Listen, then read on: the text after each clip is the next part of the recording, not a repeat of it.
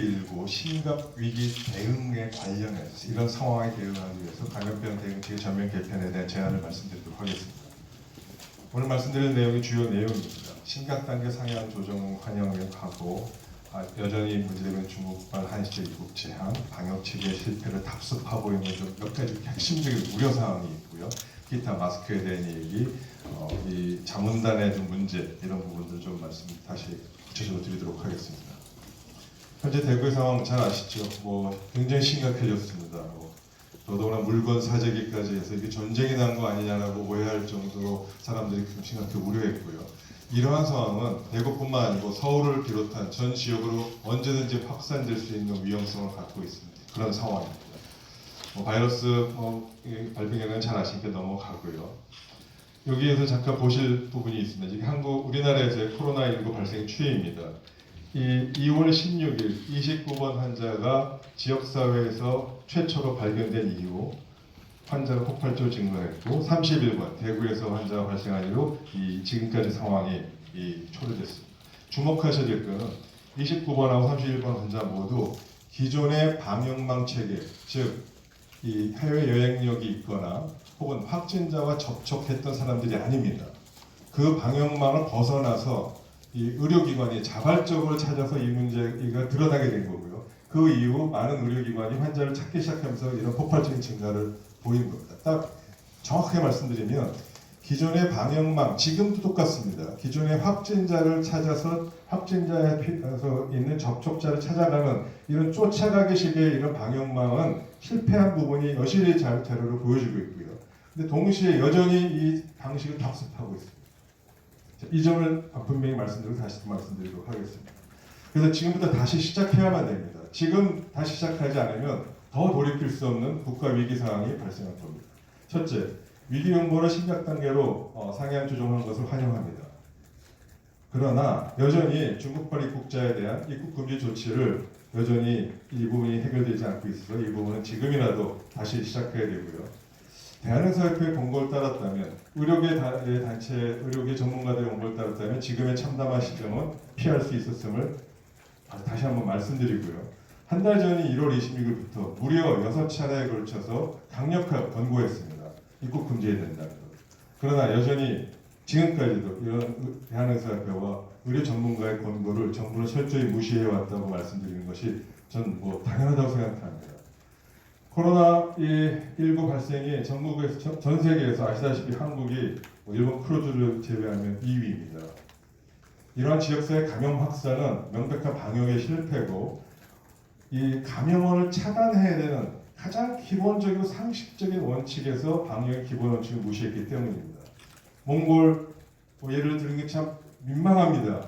몽골은 5,000km 중국을 맞닿고 있는 몽골은 일찌감치 국경을 폐쇄했습니다. 여전히 몽골은 청정국가입니다. 이스라엘 좀 아쉽죠. 저희도 갔다 바로 돌아오는 상황입니다만 그럼에도 불구하고 강력하게 이런 정책을 유지함으로써 이스라엘 역시 코로나 청정국입니다. 제가 여러 번 말씀드렸습니다. 연대 중요하고요. 차별금지 중요합니다. 그리고 어떤 형태로든 간에 이런 부분이 있어서는 안 되겠습니다만 의료계는 이 부분을 심각하게 고민하고 여러 차례 말씀드린 겁니다. 응급실에 가시면 국회의원 여기 계시면 국회의원이라고 특혜를 받습니까? 응급실에 가셨다고 중국 환자라고 차별해서 진료 안 합니까? 진료에서 연대와 차별금지 이거는 당연한 의무고 의료인이 해야 되는 부분인데 그럼에도 불구하고 응급실에서 필요한 상황에 맞춰서 선별진료소를 운영해서 들어오지 못하게 하고 환자분들의 양해를 위해서 격리시설로 가게 합니다. 공중보건 위기 상황에서는 그런 연대와 차별은 기본이지만 그걸 넘어서 이 부분을 차단하지 않으면 즉 입국 제한과 같은 이런 감염원 차단을 하지 않으면 전체 국민의 위기로 생길 수 있기 때문에 그런 고언을 드린 것인데 마치 이런 부분을 여전히 이념적인 논쟁이 왜 공중보건에 들어와 있는지 모르겠고요. 혼선이 있는지 모르겠습니다. 전파의 발언은 여전히 중국입니다. 다시 하나 말씀드립니다. 어제 바로 이틀 전에 국내 합작에서 이 추계 발표를 했습니다. 무증상 감염이 문제 아닙니까? 이 입국 단계에서 걸러낼 수가 없습니다. 무증상 감염으로 검역을 통과한 사람을 그 최소 현재껏 발표를 통해서 최소 무증상 감염률을 최소치와 최대치로 산정했을 때 중국 유학생이 37,000명 기준하면 최소 69명에서 최대 813명이 입국 후에 검역에서 걸러지지 않은 채로 감염자가 될 확률을 추계했습니다. 그러나 여전히 이 중국 이 유학생만 하더라도 학교 당국에 자발적으로 알아서 해라 이런 관리 체계에 좀 사각이라고 얘기하고 있고요. 이걸 적극적으로 선제적으로 어떻게 확인할 것인지 경조치가 필요하고요. 그 외에 여전히 중국에서 환자들은 입국자들은 들어옵니다. 이 부분을 막지 않으면 밑 빠진 독에 물 붓기라는 점 다시 한번 말씀드립니다. 셋째, 여전히 아니하고 잘못된 방역 체계 실패를 답습하고 있습니다. 이건 또 다른 정말 국가 전체의 위기를 초래할 수 있는데 이 점을 꼭 지적하고 싶습니다. 이게 어제 최고 당국자의 이야기에 그대로 제가 옮긴 겁니다. 새롭게 확진되는 환자의 대부분이 뚜렷한 관련성이 확인되는, 즉 지금 신천지교회죠. 집단 내에서 발생한 거 있다. 따라서 정부의 방역 체계 속에서 철저히 관리하고 통제해 나간다면 외부로의 확산을 지연시키고 최소화할 수 있을 것이라고 단언하시더라고요. 과연 그럴까요? 신천지 교회 역시 아까 말씀드린 대로 확진자 확인과 접촉자를 확인해 나가는 이 추적 방식으로 나온 그 찾아진 환자가 아닙니다. 방역 체계 바깥에서, 즉 지역사회 감염을 지역사회에서 단절된 환자를 민간 의료기관이 검사 대상이 아님에도 확대해서 찾은 거 아닙니까? 즉 또 다른 신천지 사태 같은 이런 상황이 지금 지역사회 내에 얼마든지 있을 수 있습니다. 이 점을 찾아내지 않으면 선제적으로 이런 지역사회 감염 정체를 조기 진단하고 감시 체계를 운영하지 않으면 또 다른 신천지 사태를 발생하게 됩니다. 이는 깜깜이 방역에 불과하다고 말씀드릴 수 있고요. 그래서 다시 한 말씀드립니다만 확진자와 접촉자 확인 위주의 기존 방역 이 정책을 고수하겠다는 것은 정말 큰일입니다. 누가 이렇게 방역 정치의 이런 기본적인 문제점을 정확하게 대통령과 장관에게 이 관리자에게 이해하지 않고 고언을 하지 않는지 전혀 이해하기 어렵고 이건 기본적인 부분입니다. 조기 진단, 즉 지역사회 전체에 환자가 발생할 수 있는 걸 조기 진단하고 감시 체계를 통해서 방역 체계 전면 개편해야 된다는 얘기를 다시 한번 강조드리고요. 이 점에 대해서는 수십 차례 강조했기 때문에 말씀드리기 참 민망할 정도인데 아직도 이런 부분에 감시 전환하는 것에 여전히 이야기하지 않고 확진자와 접촉자 위주로 관리하는 방식이면 충분히 해결할 것 같다는 이런 통제 가능하다는 이 발상은 굉장히 위험하다라는 걸 다시 한번 강조드립니다. 넷째, 정부 차원에서 마스크 등 핵심 의료 보호 장구의 반출을 막아주십시오. 저희가 확인한 바에 의하면 마스크가 지금 현재도 구하기 어렵습니다. 근데 의사협회가 조사한 바에 의하면 하루 마스크 생산량이 국내 1,000만 개인데요. 이 중 약 300만 개가 중국으로 반출되는 현실입니다. 정부가 공권력을 이용해서 마스크 유치를 막아주시고 국민들이 적정한 가격에 문제없이, 그리고 의료기관이 일선 현장에서 이런 핵심적인 마스크조차도 제대로 공급하지 못하는 이런 부분을 빨리 시정해 주시기를 강력히 요청드립니다.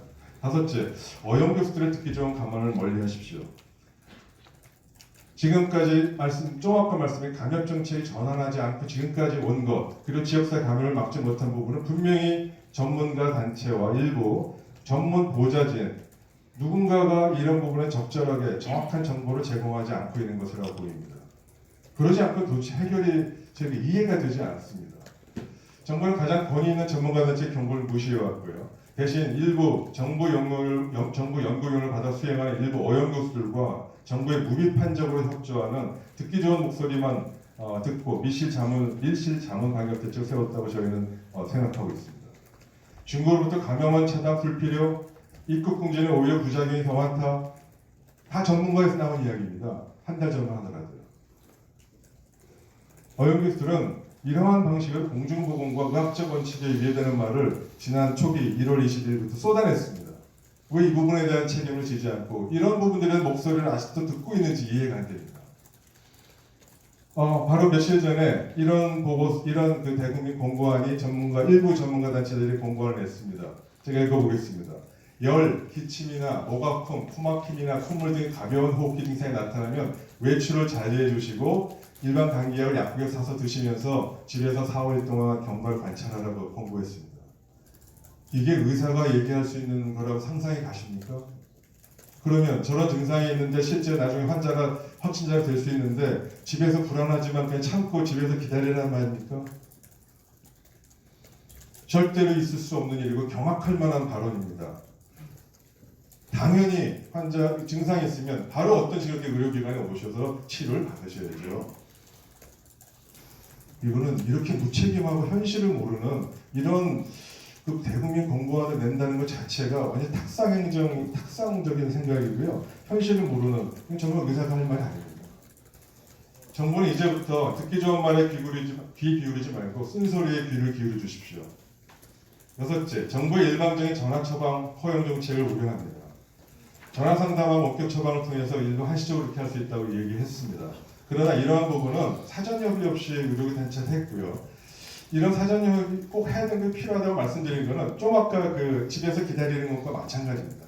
전화로 상담해서 집에 계십시오라고 얘기하면 정확하게 환자 대면 진료하지 않고 상황을 정확히 파악하기 어렵습니다. 그래서 이런 부분에 대한 법적 책임이나 의사 재량권이나 처방 범위 등을 이 구체적으로 발표함으로써 국민과 일선 의료인의 큰 혼란을 초래했고요. 이런 과정에서 환자의 진단과 치료가 지연되거나 단순 상기도 감염으로 오인해서 오히려 이 환자가 악화되거나 조기 발견을 하지 못하는 그런 문제점을 있을 수 있고 결론적으로 코로나19 확산의 위험성이 커질 수 있습니다. 이 부분에 대해서는 면밀히 의료기관 협의하고 제한적으로 필요한 경우에 한해서 논의를 진행해야 되는데 그런 부분은 적절치 않았고요. 어찌됐건 지금 상황에서 이렇게 진행되고 있기 때문에 어제 의사협회에서는 전체 대외원 서신문을 통해서 이런 전화 상담과 처방에 있어 신중하게 대처하고 상황별로 최선의 노력을 하기를 통지한 바가 있습니다. 요약합니다. 첫째, 중국발 입국자들에 대한 한시적 전면 입국 조치는 지금에도 빨리 시행해야 됩니다. 두 번째, 여전히 아니한 깜깜이 방역체계 폐기와 전면 개편. 이 부분은 정말 심각하고요. 지금도 현재 지역사회에 있을지 모를 제2의 신천지 사태를 빨리 찾아내는 조기 진단, 그리고 그 중에서 감시체계를 통해서 이런 부분이 추가적으로 있어도 바로바로 찾아낼 수 있는 감시체계 개편, 반드시 방역체계를 바꿔주시기 바랍니다.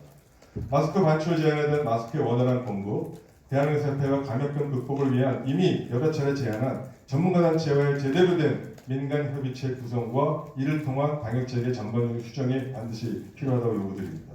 학자로서의 양심을 판결치고 권력자의 의지에 부응하여 의학적 원칙을 저버리고 상황에 따라 말을 바꾸는 어용학자들을 정부 회의체에서 배제하기를 바랍니다. 이상입니다.